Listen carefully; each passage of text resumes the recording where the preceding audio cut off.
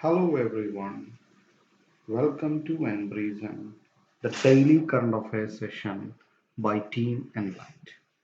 In today's session, we are looking into four topics: the United Nations General Assembly, the electronic voting machine, National Mission on Cultural Mapping, and SEIS. Coming to the first topic, is the United Nations General Assembly. This topic came in news as a result of Prime Minister Narendra Modi recently addressing the General Assembly. General Assembly, if we look, is important with respect to prelims and mains point of view. Already in mains, one of the organs of the United Nations has been asked in detail. So General Assembly is one among the six principal organs of the United Nations, which includes the Security Council, the Economic and Social Council, the Trusteeship Council, the Secretariat, and International Court of Justice. Among these, except the International Court of Justice, all others are located in New York, which is the headquarters also of United Nations. The International Court of Justice is located in Hague. The UN, as you all know, has been established in 1945 as per the UN Charter. So presently, out of the six principal organs, only five are presently working. The non-functional or the suspended organ is the Trusteeship Council. The principal mandate of the Trusteeship Council was to ensure the countries get sovereignty or freedom from colonies. It has been suspended since 1994 when the last country to get freedom was Palau. So you need also to remember the United Nations General Assembly is composed of representatives from all member states, and during the voting on certain issues in UN General Assembly, each country has got one vote, means every country has got a single vote, so equal representation in the United Nations General Assembly. And the General Assembly elects a president on a 1 year term.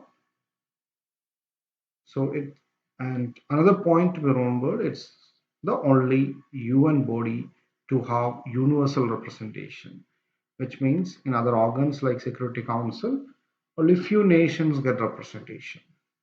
Do remember, the India is presently a member of the Security Council, a non-permanent member of Security Council. Do remember that. So this was the first topic, United Nations General Assembly. Now coming to the second topic, it's the electronic voting machine. So electronic voting machine has been introduced by the Election Commission of India to increase the transparency process during voting. Previously, India has been following the paper ballot system wherein the citizens vote for their candidates by stamping the candidate's election symbol in a paper. This changed to electronic voting machine. The trial session was held first during 1982 in a by-election in Kerala. This machine is manufactured under the supervision of Election Commission of India by Bharat Electronics Limited and Electronics Corporation of India Limited. The EVM or the electronic voting machine comprises of a control unit and a balloting unit, and it can be run, not it can be, it is run with the help of a battery. So with increased usage of EVMs, the credibility of Indian elections has improved worldwide.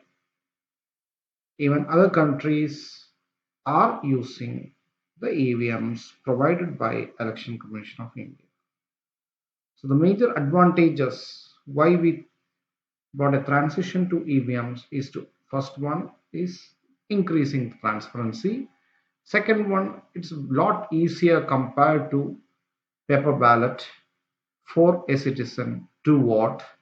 Another major advantage for a citizen is the chances of invalidating a vote in EVM is nil, and it's very eco-friendly since papers are not used. And during counting process, it's very easy to count as each ballot can be directly linked to a system and can be counted in bulk. So these are the major advantages of EVMs compared to paper ballot system. So that's the second topic, EVMs. With respect to EVMs, we also need to look into VVPATs. The system has been recently introduced, voter verifiable paper audit trail, in order to ensure that the vote each citizen puts in is the same as a citizen intended to do. After a citizen votes, there will be a paper trial wherein his vote will be seen by the citizen itself. So this system VVPAT increases the transparency process and enhances the confidence of a citizen upon the voting system. So do look into the VVPAT system also. And for mains point of view, do refer Representation of People Act to understand whether the major points or major uh, subsections wherein EVM is considered. So this is the second topic, electronic voting machine. Now coming to the third topic, it's a national mission on cultural mapping. So it has already been introduced in 2017 by Ministry of Culture. The system or the scheme was to compile the data of the various artists, various art forms, and to geolocate such art forms across India, whereby we will be in a better position to appreciate the various cultural heritage across India. As a result of which, we will be able to better showcase the various tourist locations, attract foreign tourists as well as domestic tourists, increase revenue in tourism sector, and also thereby help in conservation of heritage. Recently, the Indira Gandhi National Center for Art has been entrusted with this scheme. The scheme is in collaboration with Ministry of Electronics. So this is the third topic, National Mission on Cultural Mapping. Do look into the major points for prelims point of view. For mains point of view, this can be added. How this can be added as a buffer point to how tourism sector can be improved in India. So that's the third point. Now coming to the fourth topic, it is a service exports from India scheme. Government of India, as per the Foreign Trade Policy 2015 to 2020, introduced various export promotion schemes like Service Export from India scheme and Merchandise Export from India scheme. The present topic being Service Export from India scheme, the scheme is intended to promote the service sector in India. Under this scheme, eligible exports are provided with duty scripts. These duty scripts can be used to pay import duty or can be encashed by selling to any other importer.